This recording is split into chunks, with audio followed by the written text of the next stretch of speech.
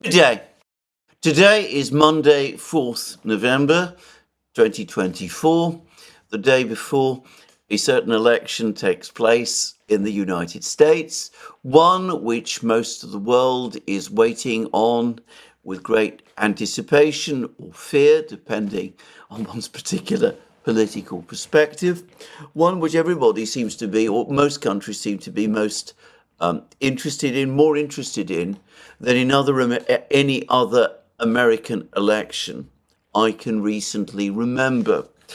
I ought to say, and for the record, that if one at least judges by the media and the commentaries and the statements of the leaders and officials of any one particular country, there is one country in the world which takes the American election completely in its stride and has made it very clear that regardless of who wins the election, they're just going to continue doing what they're doing now.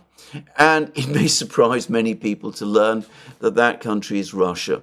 In China, in Europe, obviously, in much of the rest of the world, everybody is worried or expectant about the effect of about the result of the American election. But the Russians, having been burnt many times by expectations that whoever is elected is going to carry out a major rethink of American policy, are busy telling each other that really it's not going to make any great difference and that they should just press on and continue doing what they are doing now. I suspect that the reality is that behind this rhetoric that the Russians are engaging in, there is rather more interest in the election and in the outcome of the election than they want to say. There are certainly significant differences in nuance between the Trump and Harris camps, and certainly there appear to be differences over the Ukraine conflict as well. And even if there are divisions within the Trump team, which may be, I ought to say, more apparent than real, I suspect they are. But even if there are divisions there, certainly some people within the Trump team seem to be more anxious to bring the war in Ukraine to an end than is true of the Harris team. And that cannot be of indifference to the Russians. But anyway, officially, formally, publicly, they're pretending, or at least they may not be pretending, they are saying that really it isn't important. It's not going to make any great difference. They're just going to continue fighting on, sorting out their economic system, winning the war in Ukraine, which they're now confident that they are winning. And whoever is president, whoever becomes president after the election tomorrow, it's not a great matter of concern to them. Anyway, that's what they're saying there. As I said, I leave it to you to judge whether or not you believe that they're quite as indifferent to the outcome as they say. What is going on elsewhere in the world? There is one country which is certainly very interested and concerned about the potential outcome of the US election, and that, of course, is Iran.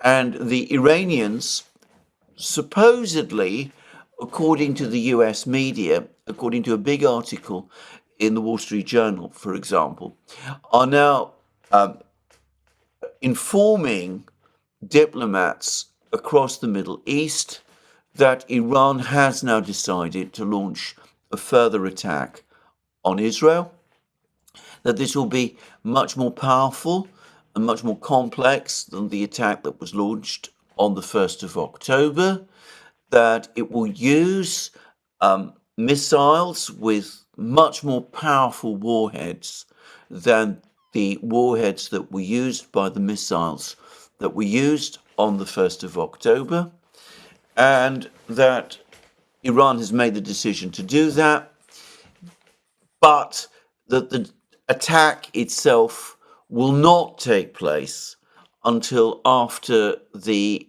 election in the United States, because Iran is anxious to avoid doing anything that might be seen as an attempt to influence the outcome of that election. Anyway, that is what the Wall Street Journal is basically saying. Those are the reports that are circulating in the media in the United States.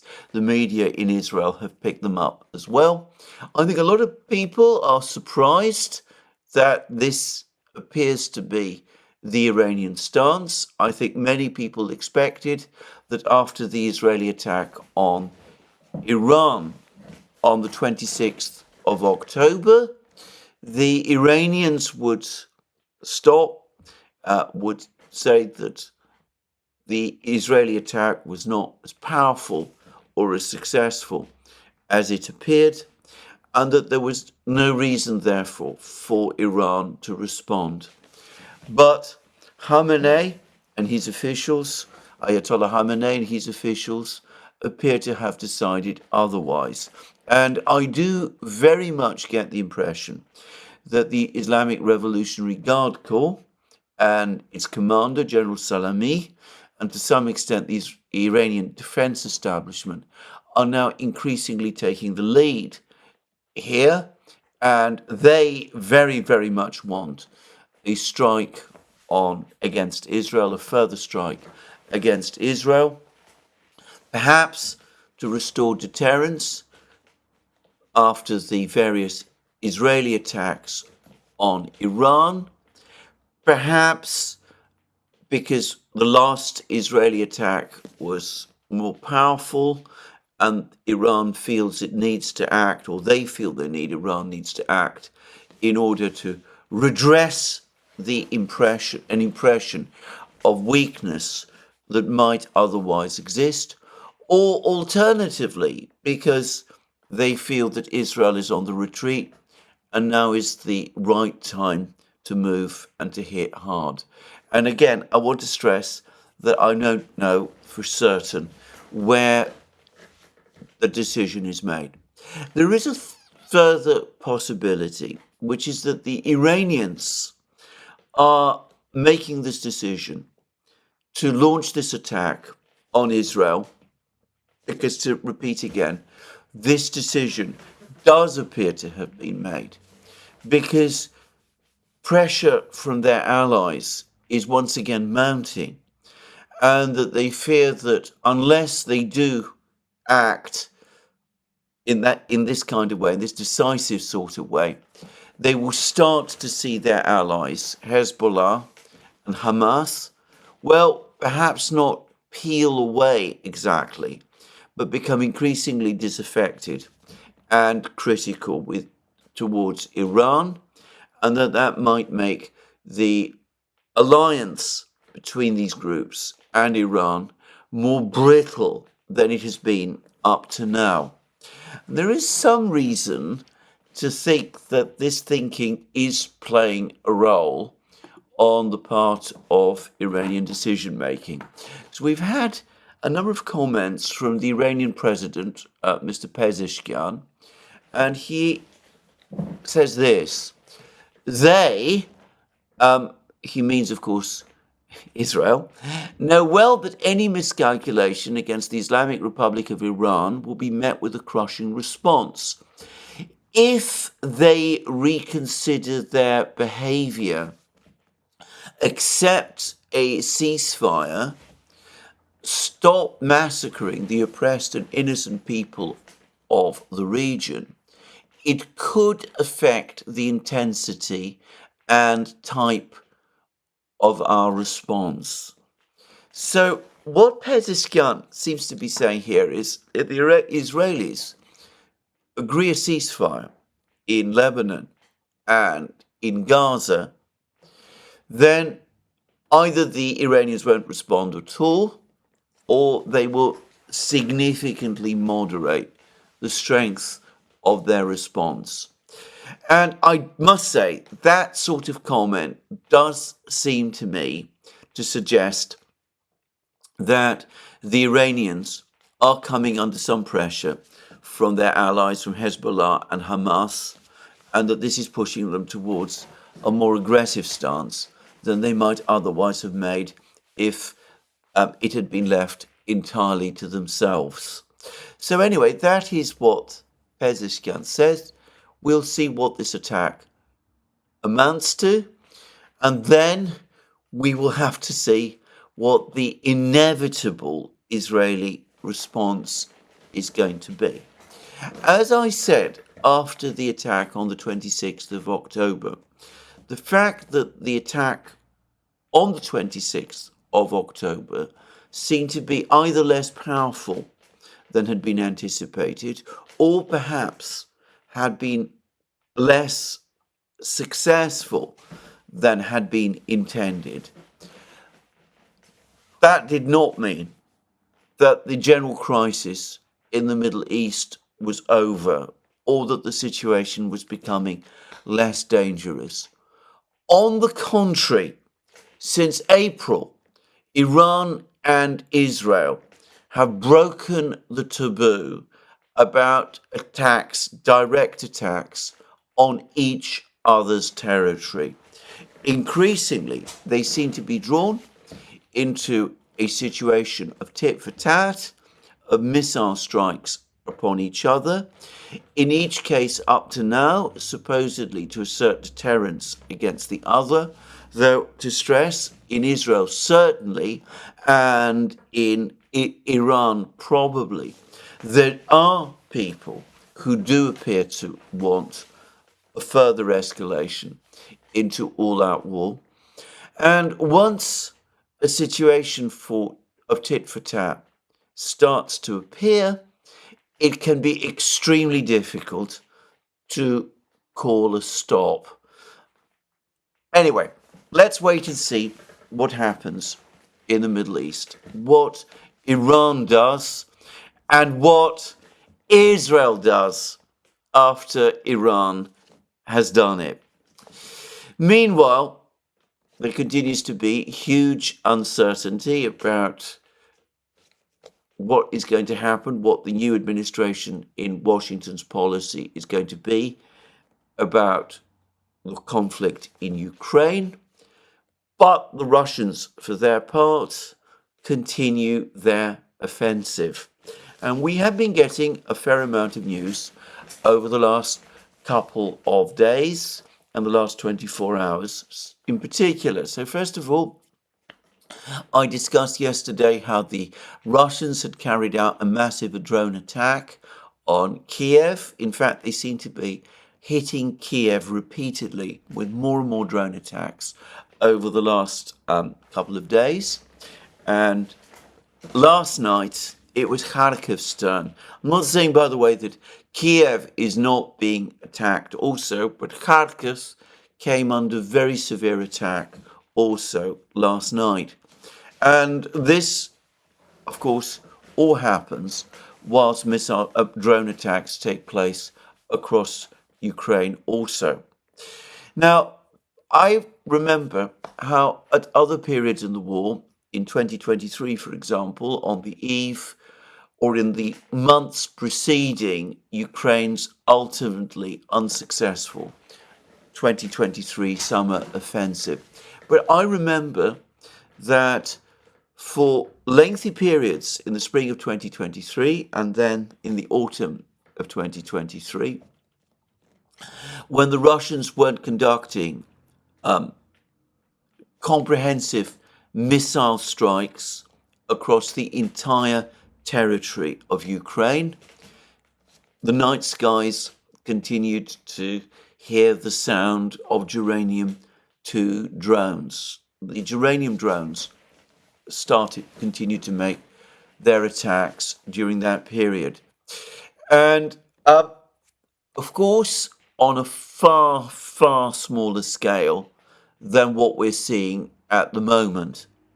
But then, as now, the objective also undoubtedly was to keep up the pressure, to prevent the Ukrainians sorting out and fixing their problems fully with their energy system and that kind of thing, whilst at the same time, the Russians were using the the period of the drone attacks to build up their missile forces, which were then launched with a vengeance. And I suspect that this is again what we're going to see. The fact that we're seeing a steady escalation in drone attacks probably means that in November, later this month, we're going to start to see the missile attacks resume. And there have been conflicting reports about the state of Ukraine's energy system. The Ukrainian energy producer is saying that they have completed 66% repairs on the energy complex following the Russian missile strikes of the spring and summer. By the way, I think that is almost certainly an overstatement. They can repair facilities to some extent, but they can't completely rebuild some of the thermal nuclear power plants, which have been extremely heavily damaged. And of course, even the Ukrainians admit that they're still well below where they were this time last year on the eve of the winter of 2023-2024. But in practice and in fact, I believe that the state of the energy complex in Ukraine is significantly worse than the Ukrainians themselves are saying. I saw an article, I think it was in Politico, which said that Ukraine over the course of the winter could face power blackouts of 14 to 18 hours a day, just saying. And I saw another report somewhere which said that the power blackouts could be even worse than that. They could amount to 20 hours a day. Of course, if the Russians resume major missile strikes over the next few weeks, especially if these specifically target the Ukrainian energy complex, then the situation could potentially become far, far worse. It's worth pointing out that the Ukrainian air defense system today is significantly weaker than it was this time last year, when Ukraine was still absorbing large stocks of air defense systems from the West. And well, since then, that air defense system has been severely depleted. There's a general shortage of interceptors. Many of the radars have been destroyed as well. And as I discussed in a recent program, it looks as if many of the Patriot systems are now being concentrated specifically around Kiev itself to try to provide some protection for the capital, which of course comes under drone attack now practically every night. On that topic, by the way, Ukraine's National Security and Defense Council has complained to Google about the publication of satellite pictures, which have shown the location of the Patriot missile launchers on the Zheliny air base near Kiev, 10 launchers altogether. It's a pointless complaint, actually, because obviously we all now know that those launchers are there and we know how many there are, which is interesting for us, though most people did assume that Patriot missile launchers were indeed located at this airbase. This has been widely discussed and commented upon in open sources, so there's no surprise there.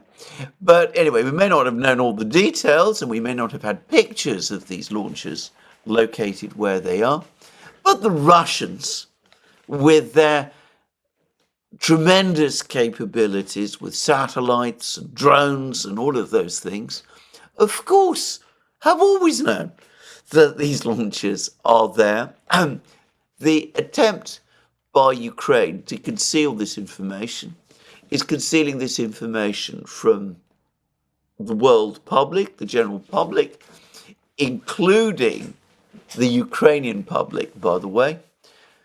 It is not concealing this information from the Russian adversary. I think these sort of things do need to be pointed out, by the way, because there is far too much secrecy altogether in the world today. Far too many things are kept secret. And as far as I'm concerned, there is absolutely no reason why Google should be withholding this information, which, as I said, the Russians have already. But anyway, now, over the last couple of days, the dissident Ukrainian MP, Mariana Bezuglaya, has been publishing public criticisms about how the Ukrainian military, the Ukrainian General Staff, is reassigning technicians and soldiers who operate Ukraine's air defenses, the Patriots and the others, is redeploying them as line infantry to the battle lines. And this has been confirmed now by other Ukrainian sources, though I've not heard the General Staff or President Zelensky's government comment about this, but I would not be at all surprised if this were true. Now, there have been lots of discussion and debate about this in independent media, in Ukraine itself. Why are the Ukrainians doing it? And of course, the most widely prevalent claim, which is partly or largely true, is that these soldiers and technicians are being redeployed to the front lines to fight as infantry and in other logistic and military capacities on the front lines, because the Ukrainian army is now short of trained infantry, desperately short of trained infantry. And given the fact that the Russians are on the offensive and Ukraine needs more infantry, well, that is the reason why these men are being redeployed in that way. And Bezuglaya is saying that this is irresponsible and reckless because it means that Ukraine's air defenses are being run down in order to achieve ephemeral success on the front lines, whereas what it is actually doing, of course, is leading to catastrophic disaster in the war in the air. Well, that is a point of view, and I absolutely agree with part of it. There's no doubt at all that the Ukrainians are indeed severely short of infantry. In fact, there are reports circulating that Ukraine needs to mobilize another 160,000 soldiers and needs to do so fast, and that this has to be done in order to fill the gaps now in the brigades and the combat brigades. And unless this happens in a way that mirrors the point made by the Pentagon that Ukraine will run out of troops within 6 to 12 months and will face military defeat and disaster at that point. We read all about that in that recent article in the New York Times. Well, as I said, the Pentagon says that the Ukrainians are desperately short of men, and they are clearly desperately short of men. And these reports in Ukraine about the fact that at least another 160,000 men are needed and needed now to fill those gaps. And unless that happens, well, it will be basically a rapid progression towards defeat. So there is no doubt that there are major shortages of infantry, and redeploying personnel from the air defense units does make a certain brief sense in light of this.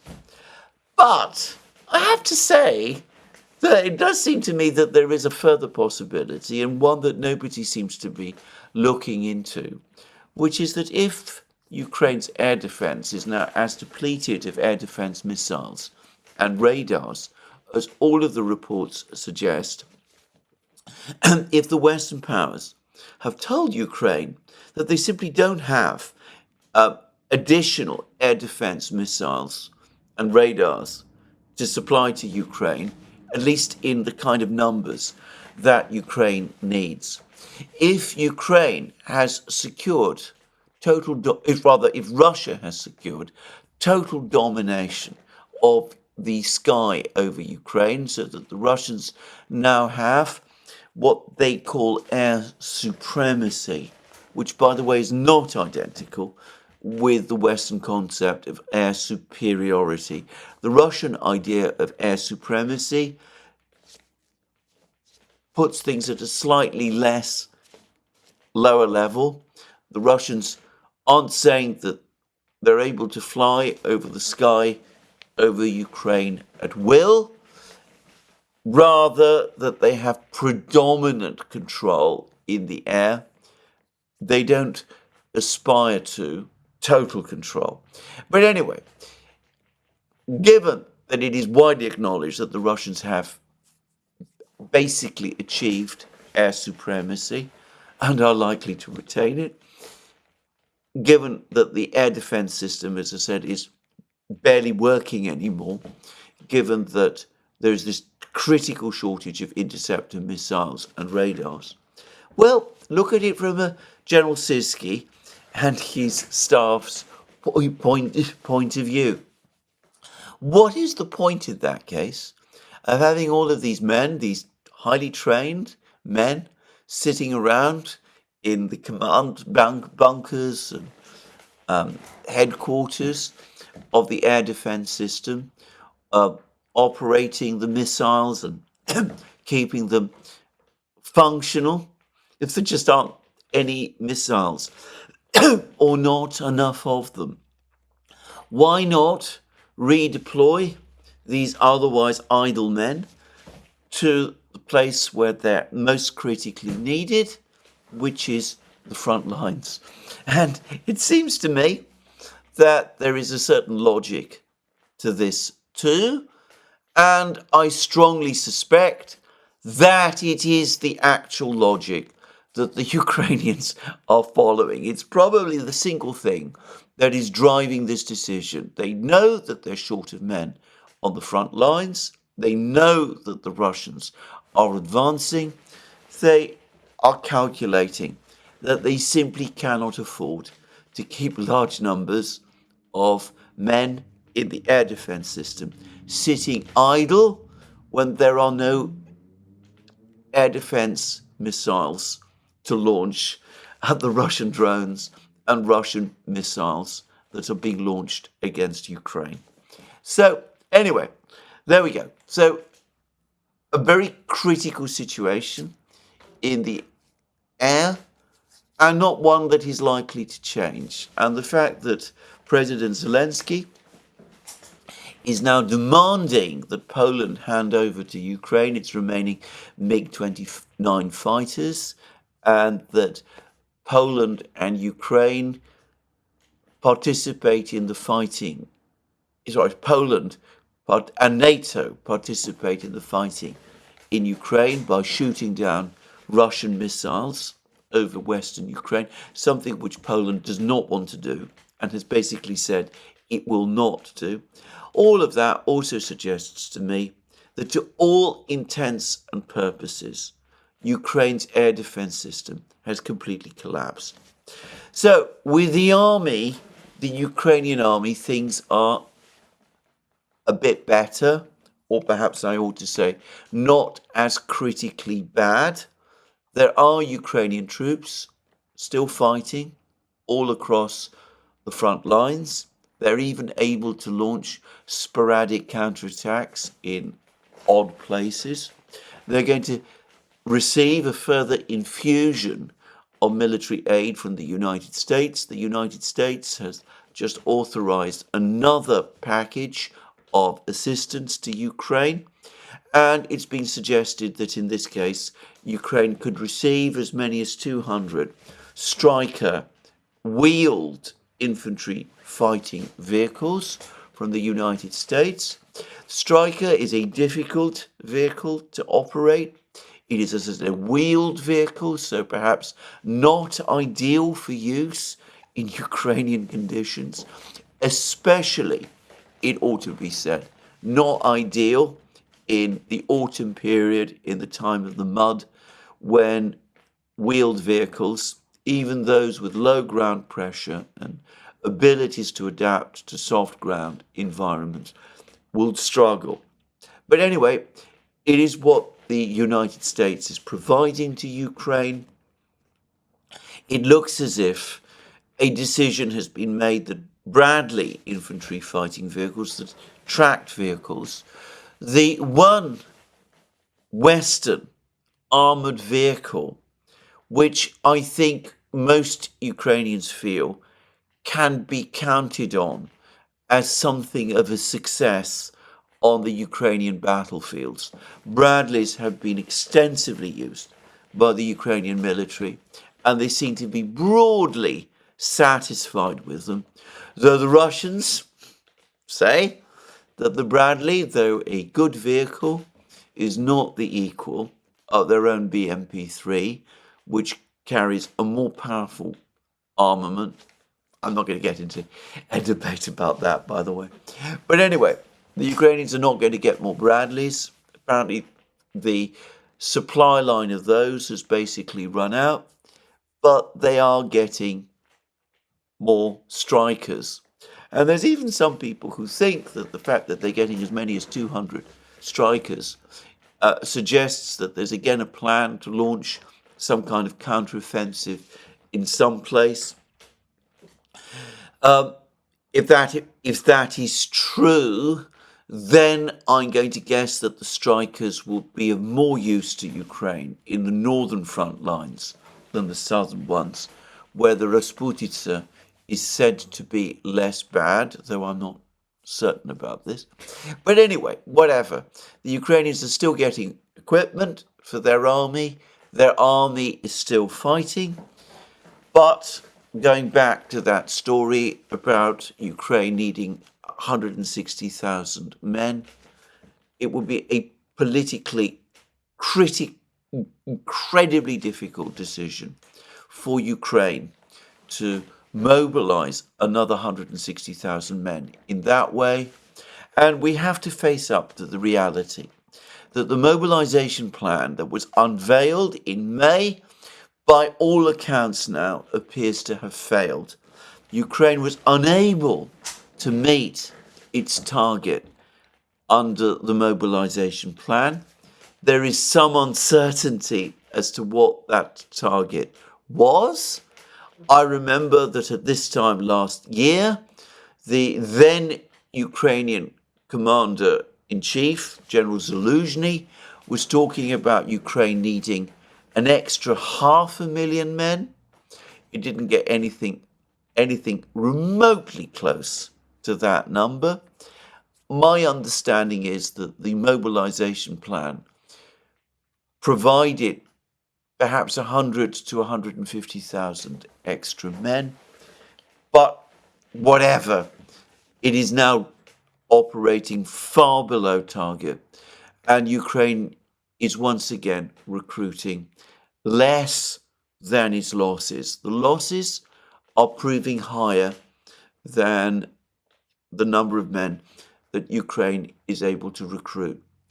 By the way, and for the record, as well as their success in capturing hundreds of kilometers of territory, Ukrainian territory, in October, the Russian Defense Ministry are claiming that Russia inflicted 70,000 casualties on Ukraine last month. That means dead and wounded, but dead and seriously wounded, double the amount that Ukraine was recruiting even at the highest point of the mobilization process earlier in the early summer.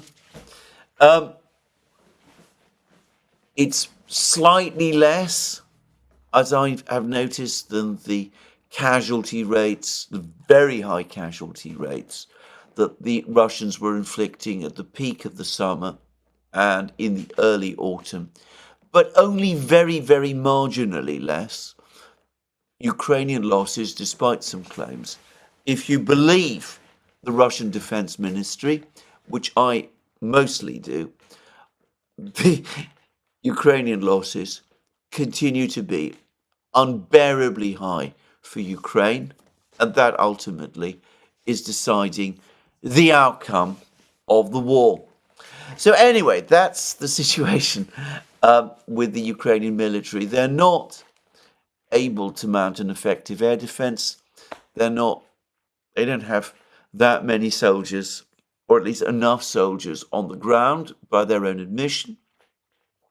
And they're running short of reinforcements. They're able to keep fighting, but their men are becoming increasingly tired. There are fewer and fewer brigades that are able to keep operating, keep fighting at the kind of high level of intensity that is required of this sort of war. And with the Russians pushing against Ukraine all the time, those brigades, those elite brigades that Ukraine has been using in that way, are themselves becoming increasingly tired and increasingly unable to keep up the battle to the extent that they once did. So, a very difficult picture for Ukraine, but not one that Ukrainian political leaders feel is so bad that it has made them reconsider their stance against agreeing to any concessions. For the moment, at least, as was said by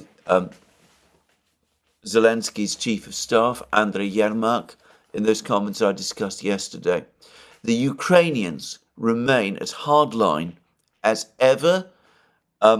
They continue to insist that the only goal, the only outcome of the war that is acceptable to them is one of total victory, whereby all of the territory Ukraine had when it became independent in 1991 is returned intact to Ukraine, including all of Donbass, including cities like Donetsk City and Lugansk City, and all of Crimea as well.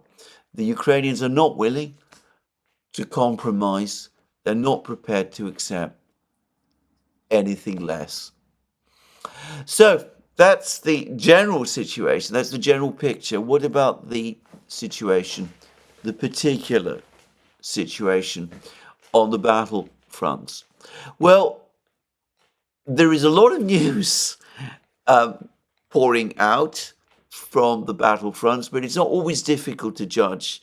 It's difficult sometimes to judge how accurate it is because, to say it straightforwardly, a lot of the news that comes is contradicted by various different sources, and there's been perhaps rather less of the photographic pictures, the camera pictures and the film and the photographs showing soldiers in various places that enabled us to say conclusively who has captured and is in control of what.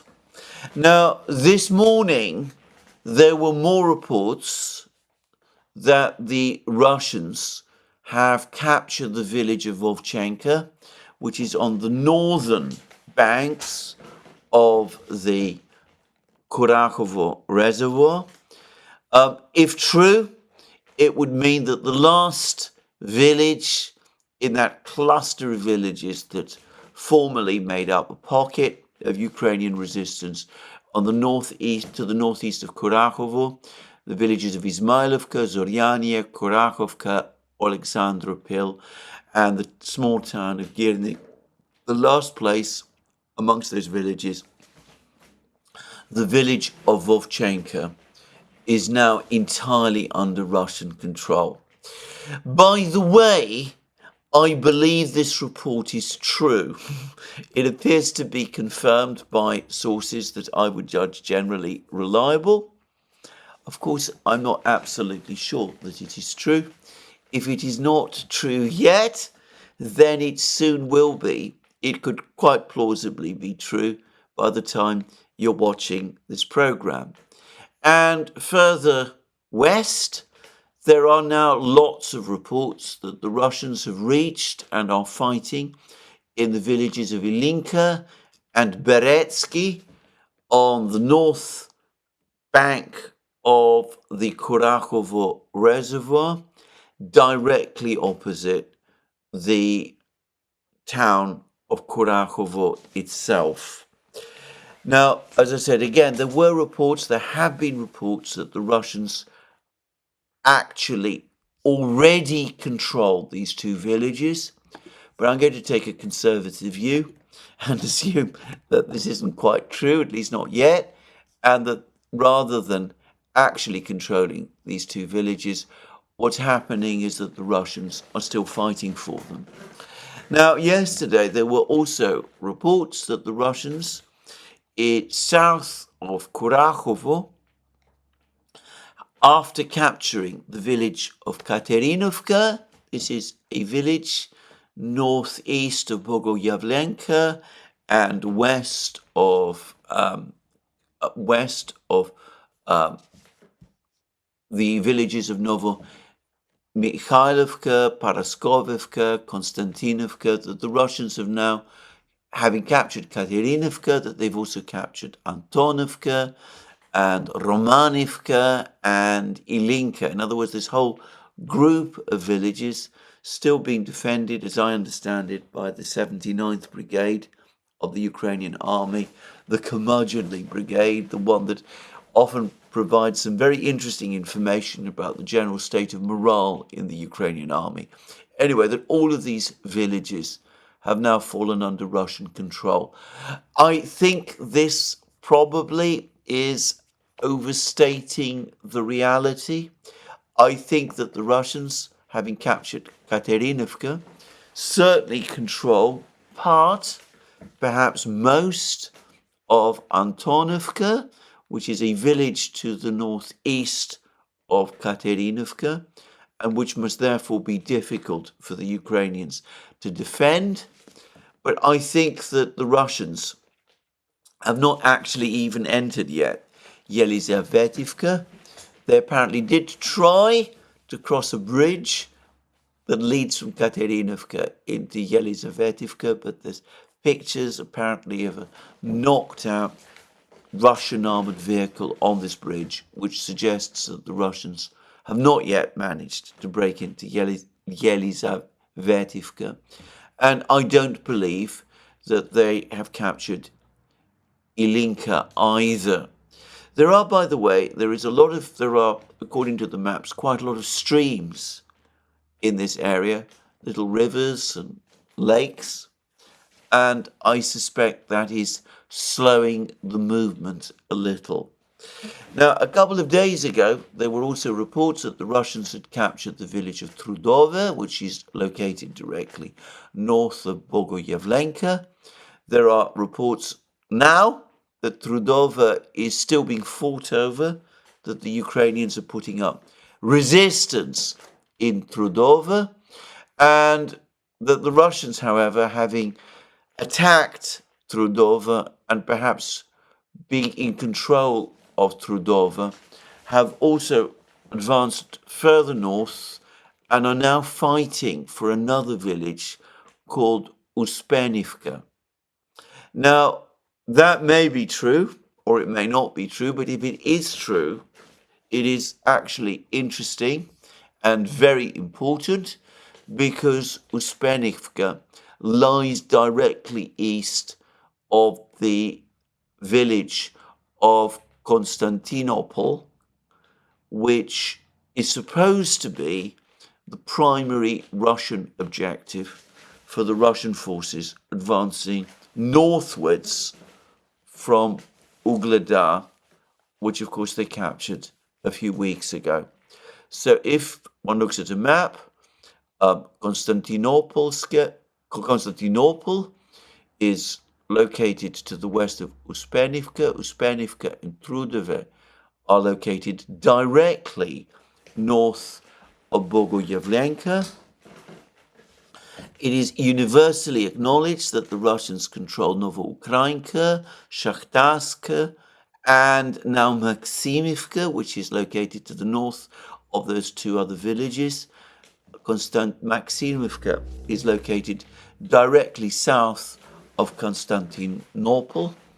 So if the Russians eventually capture Uspenivka, then and Trudove, then they have broken this potential line of defense made up of these villages.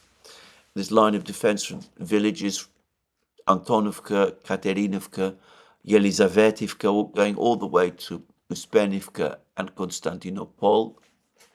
And they've not only they would not only have broken this line of defense, but they'd be very, very close to the point when they can actually start to place Kurachovo itself under siege, where they can begin to cut off the main supply lines flowing westwards to Kurachovo. And this must be, at the moment, the Russian priority. They control small part of eastern Kurachovo. They control villages like Maximilianovka and Georgievka and Gostre and Ostrivska to the east of Kurachovo. They will soon be positioned to the north of Kurachovo by capturing the villages on the north banks of the Kurachovo reservoir. And if they're able to break through and capture some of these villages to the south of Kurachovo, then they have in effect Kurachovo itself and any Ukrainian troops still there in a cauldron, in an actual trap. So anyway, lots of reports about battles for these villages, little actual concrete information.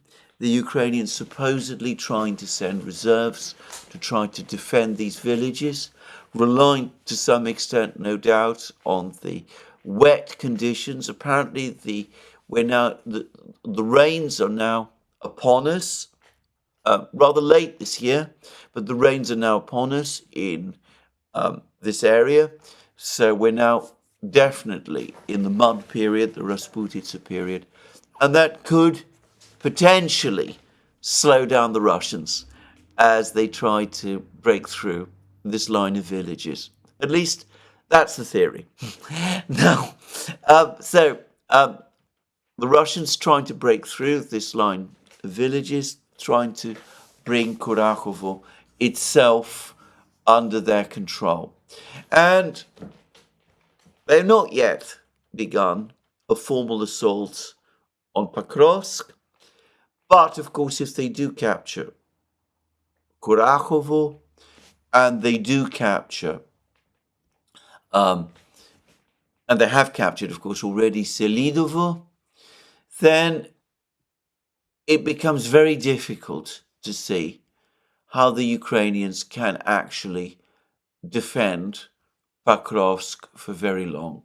Because Pokrovsk, in that case, would be at very, very serious risk of also having its communications from the West interrupted. The Russians, there will be nothing basically to stop the Russians of continuing their advance westwards, capturing more towns and villages along the way. The Ukrainians have few fortifications in this area and not that many troops.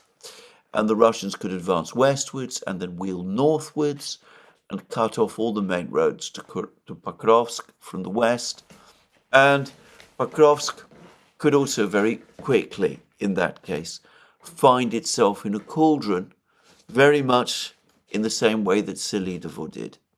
So a big battle taking place here, much fighting still to happen, but we can see that the situation for the Ukrainians continues to deteriorate, and that deterioration, I suspect, will accelerate between now and the new year, and I remain very much of the view that a battle for Pokrovsk is likely to begin fairly soon, though I accept more likely after Kurakovo has fallen, and Kurakovo itself might fall more quickly than many think.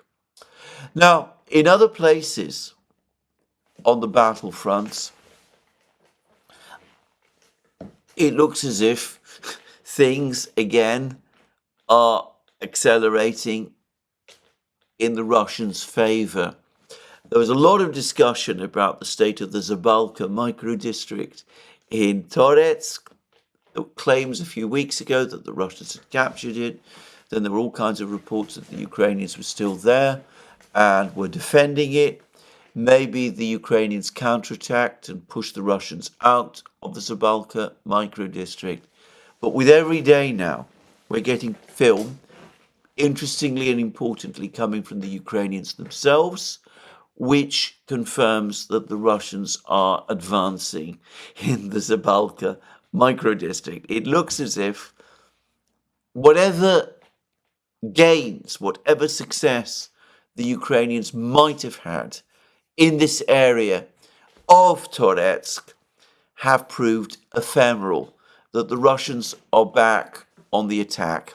So I said about 3 weeks ago that it looked as if Toretsk was about to fall. The Ukrainians had a brief respite there. Maybe, as I said, they conducted a successful counterattack. If they did, almost certainly it would have burnt up more of their diminishing reserves. And if so, as we see, the respite that would have been gained would have been relatively short.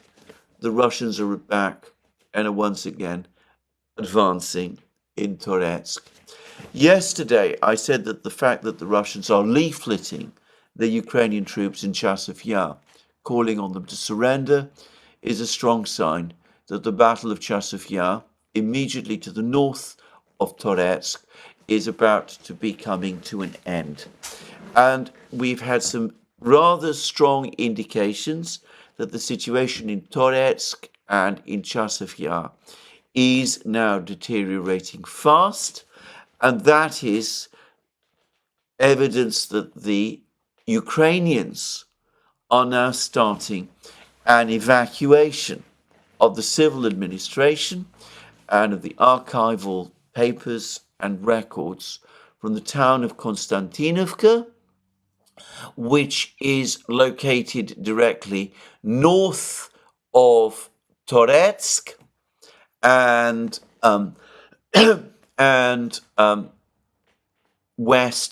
southwest of Chasiv Yar. It's widely acknowledged that if the Russians capture Toretsk and Chasiv Yar, then Konstantinovka itself becomes all but undefendable. So the fact that the Ukrainians appear to be conducting some kind of evacuation from Konstantinovka suggests that the situation there is deteriorating as well. So all of this is going on the battlefronts. We see Chasiv Yar, Toretsk, things going badly wrong there. The area, Kurakovo, gradually, actually not gradually, quite rapidly in fact, being encircled. A collapse of Ukrainian defenses in southwest Donbass. Preparations by the Russians for the capture of Kurakovo, completing the battle for southwest Donbass, and setting the scene for the siege and eventual capture of Pokrovsk. We see a collapse of Ukrainian air defenses. We see all of this, and of course, we wait and we look for signs of some kind of diplomatic initiative from someone to end the war, to recognize the realities, and for the moment there is none. Now, putting aside the United States, where, as I said, there's an explanation for the uncertainty, which is that the United States is currently at the end of one of its incredibly long, protracted election processes. The other country, which perhaps is in the strongest position to conduct a diplomatic initiative, is, of course, Germany, the supposed leader of Europe, the country which, for many years, amongst the various important European states, had the strongest economic relationship with Russia, the country whose leaders, successive leaders, Helmut Schmidt, Helmut Kohl, Angela Merkel, Gerhard Schröder, worked very, very hard to maintain close and good working relationships with the leadership in Moscow. Anyway, this country, the economic powerhouse of Europe, is sitting on its hands, and it is doing absolutely nothing. Back in 2022, it committed itself fervently for the support of Ukraine. The German Foreign Minister, Annalena Baerbock, one of the most fervid amongst the fervid supporters of Ukraine in Germany, is, as a matter of fact, I believe, now in Kiev. She had a very, very disappointing tour of the Far East recently, by the way. The Chinese media have published rather prominently a picture of Annalena Baerbock's arrival in Beijing. She came down, you see pictures of her coming down the steps from her aircraft and looking around her for the Chinese officials that she was expecting to be there to receive her. And lo and behold, there was actually no one there, just to say. By the way, I also noticed that there seemed to be a shortage of German officials accompanying Baerbock on that visit. The commentary that I've received from China about Baerbock's visit is that the Chinese are somewhat baffled as to what the purpose of Baerbock's visit actually was, because she came to China without any very strong delegation and with very little new, indeed nothing new to say. And the Chinese were apparently somewhat bewildered and a bit put out as to what the purpose of that visit was. But anyway, Baerbock is in Kiev, or has been in Kiev, where, of course, given the stance she has taken, we can be confident that she will continue to assure President Zelensky and his officials of her and of Germany's total support. But anyway, that's Baerbock. And perhaps, it's unkind to say this about Germany's foreign minister, but perhaps it's also realistic to say that no one any longer takes Annalena Baerbock especially seriously. As I said, the Chinese don't even bother to send officials to the airport to receive her. What about the rest of the German government? What about Chancellor Scholz and his officials? Well, a couple of weeks ago, we were hearing reports that Chancellor Scholz was busy preparing some kind of peace plan that he was intending to present to Ukraine. The plan was apparently going to propose to Ukraine that they accept that the Russians would remain in occupation of some of the eastern territories that Ukraine claims as its own. In other words, that there would be no pulled back by the Russians to the 1991 borders. That was what Scholz said. And then there would be a ceasefire, and then Ukraine would be able to press forward with its applications to join NATO and the EU, and no one in the West would recognize the results of the Russian occupation of what they would continue to insist was eastern Ukraine. And at some point, once President Putin leaves the scene, Ukraine would be able to recover its lost territories diplomatically. Well, I have spent a long time pointing out that this is a completely unacceptable proposal to the Russians and to the Ukrainians as well. But anyway, we were getting reports that that was Chancellor Scholz's plan. And there was even talk that Scholz wanted to talk to Putin about it. Except the conversation never happened.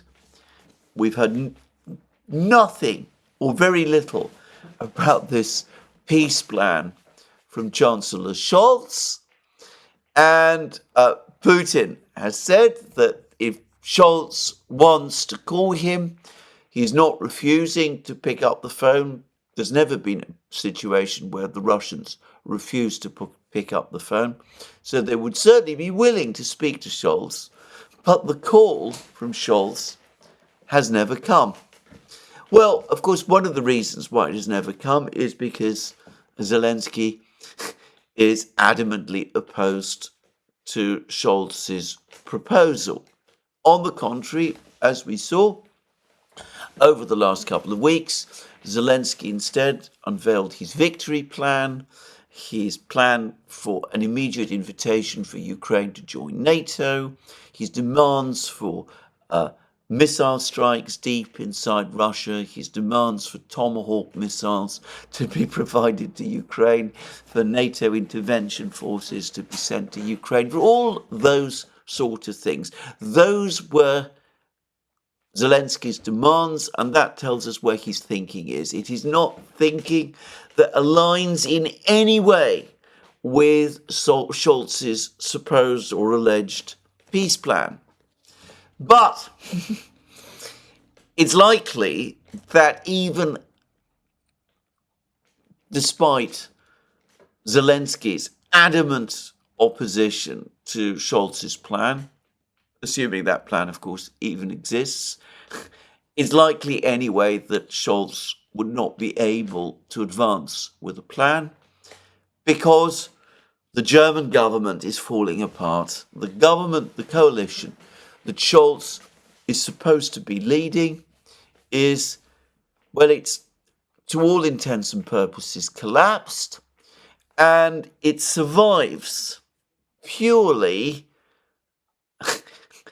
in a kind of state of suspended animation.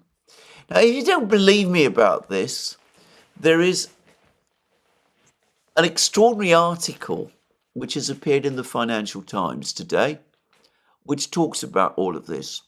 And it says that Olaf Scholz calls crisis meetings to salvage Germany's warring coalition. And we're told that Scholz has summoned his economy and finance ministers to a series of crisis meetings aimed at saving Germany's increasingly raucous coalition government. Relations between Scholz's Social Democrats and their coalition partners, the Greens, represented by Economy Minister Robert Habeck, and the Liberals, led by Christian Lindner, the Finance Minister, have plummeted to new depths in recent weeks. The falling out comes ahead of fraught negotiations on next year's budget that many in Berlin fear could lead to a breakup and early elections. And we're told that Germans have watched in bafflement as Lindner and Scholz held rival summits to discuss the country's economic woes, while Lindner and Habeck have produced competing reform blueprints with diametrically opposed proposals that most observers believe have no hope of being implemented. The three parties have no plan on how to plug a €9 billion gap with a November 14th deadline for passing the spending plan fast approaching. We're told that the ministers are working flat out to come up with a solution for the budget crisis. There will be several meetings this week between Scholz, Habeck and Lindner ahead of a crucial meeting of the coalition party leaders on Wednesday, which might lead to the final collapse of the coalition. The Scholz's spokesman is insisting that the government will serve out its full term until elections scheduled in September. And we then read that, and this is from the Financial Times, Carsten Brzeski, an analyst at ING, described German politics as a slow-motion train wreck. The German government has just entered a new stage of slow-burning political crisis that would be the last step before the eventual collapse of the coalition. And then we're given some details about contrasting plans that Lindner and Habeck have proposed. We're told that business leaders say that the plans have only deepened confusion about the direction of the government's economic policy. We have Thorsten Frey, a senior member of the opposition CDU, say that what we're seeing is a coalition that is completely dysfunctional, where there is no agreement on any relevant issue. And then we're told that Habeck's plan involves a new debt-financed fund to stimulate investments, a proposal that the finance minister and his party, in other words, Lindner and the FDP, have rejected. Lindner's rival plan calls for tax cuts, an immediate moratorium on new regulation, and an easing of Germany's climate goals, ideas that are obviously anathema to the Greens. And the SPD co-leader Saskia Esken says that she didn't find a single proposal in Lindner's plan that will be suitable for implementation. And we're then told that Lindner's proposals are seen by some as reminiscent of a letter, which I very well remember, by the way, sent by the then FDP economy minister Otto Lambsdorff, whom I also very well remember, to SPD Chancellor Helmut Schmidt in 1982, advocating a series of economic reforms that went against the grain of SPD policy. The letter, often referred to as the FDP divorce papers, was swiftly followed by the collapse of the Schmidt government. Again, I remember all that very well. By the way, I also remember that most of Lambsdorff's proposals were never really implemented, but that's another story. Anyway, we're told that Lindner is rejecting this comparison. These are policy proposals that concern the budget and how to make the economy more dynamic. They will now be openly debated in the coalition. And then we're told that if the coalition collapses, so Scholz might try to soldier on as leader of a minority government until next year, or alternatively he could table a confidence vote in Parliament, which if he loses might pave the way for early elections. Early elections in the German system are extremely difficult to arrange, and I suspect that the German presidency, President Steinmeier, who is, by the way, an old SPD leader, stalwart figure of the SPD, I suspect that he will do everything he can to try to prevent early elections in Germany taking place. And it is not difficult to understand why. Because probably if there were early elections in Germany, over the next few weeks. The main beneficiaries of those elections would be the AfD and Sarah Wagenknecht's party.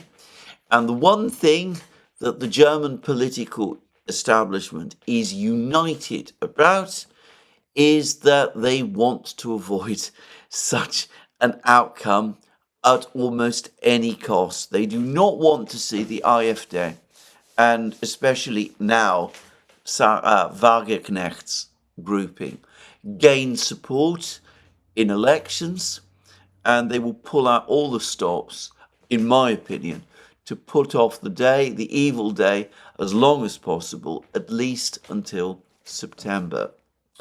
Of course, one thing which might provoke early elections in Germany and a faster collapse of the coalition might be the election of Donald Trump in the United States.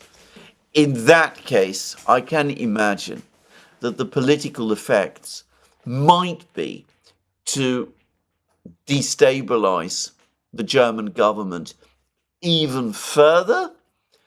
But of course, that depends on the outcome of the election in the United States. In the meantime, as I said, barring that very real possibility, I suspect that they will do everything they can to kick the ball down the road, to soldier on until September, always in the hope that something in the meantime will turn up.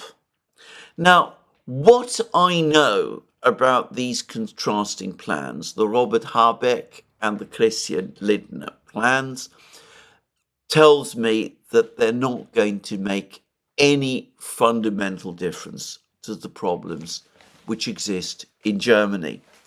Now, Habeck's plan, which is for debt-fueled economic expansion, is one which I suspect many economists would support, particularly those of a Keynesian variety, but they don't, in my opinion, it doesn't really, in my opinion, address the underlying problems. Also, I mean, the other issue is that the kind of growth that Habeck, who is, after all, the leader of the Greens, Habeck wants to see, is almost by definition going to be incompatible with any step to try to preserve Germany's industrial base, and specifically its auto industry and its metallurgical and chemical industries as they're currently organized.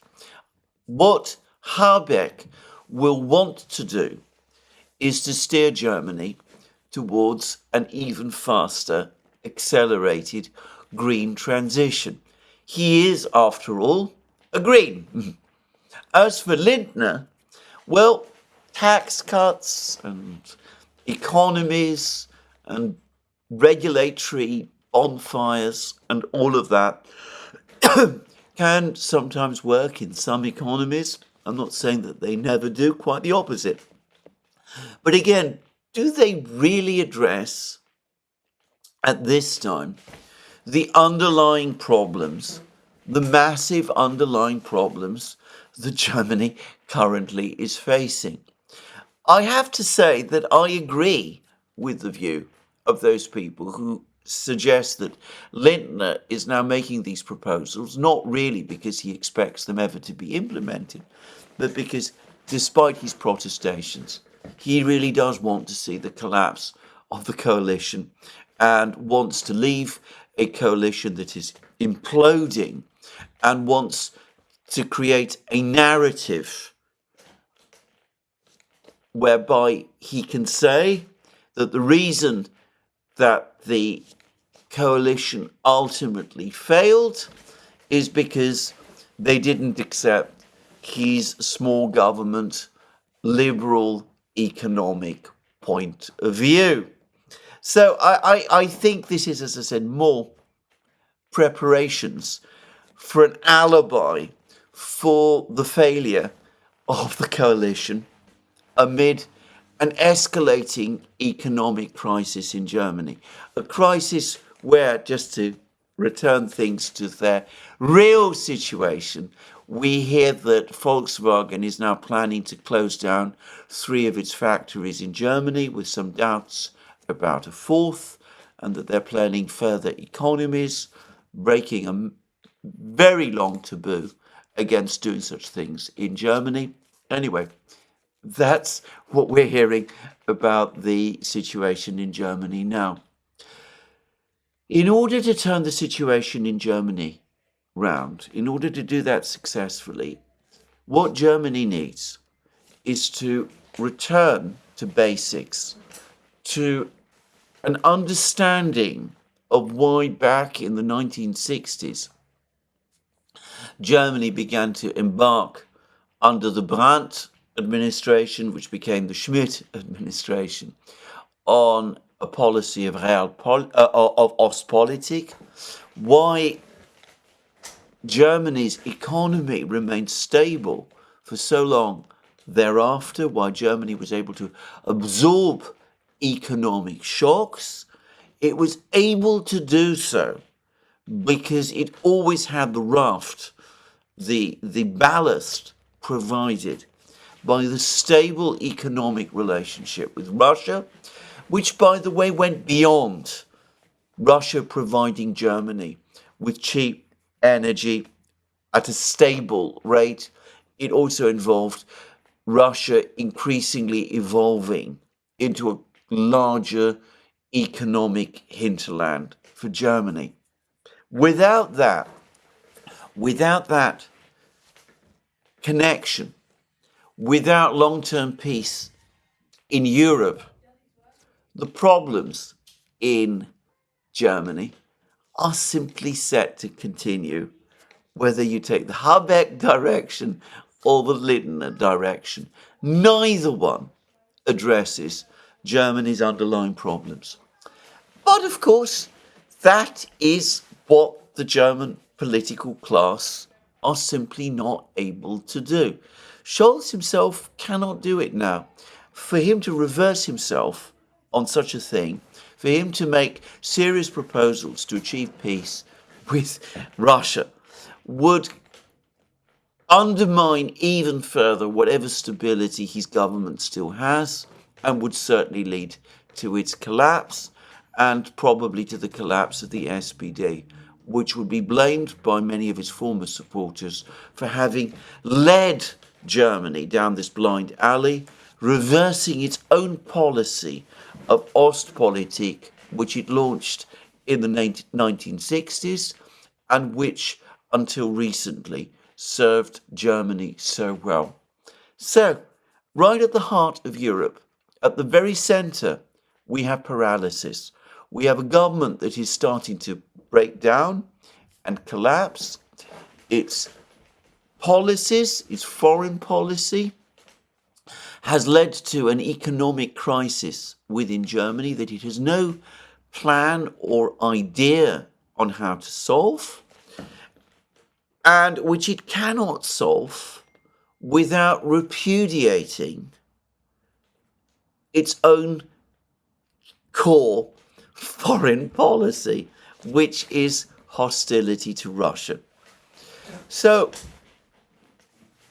for the moment, until this situation in Germany plays out, the paralysis there is set to continue. It is going to continue anyway, because to be very clear, whatever happens in the election, the most likely outcome, unless the CDU gains an unexpected landslide victory, which is possible but unlikely, is a CDU-SPD coalition. Perhaps the CDU might be able to cobble together some kind of coalition with the FDP, but that frankly seems to me most unlikely. So a CDU-SPD grand coalition all over again, the kind of coalition that Angela Merkel used to lead, except one now in which both parties are committed to more of the same economic policies and the same hostility towards Russia. there will probably be many tensions within that coalition as well. But there it is. That's a problem for the future.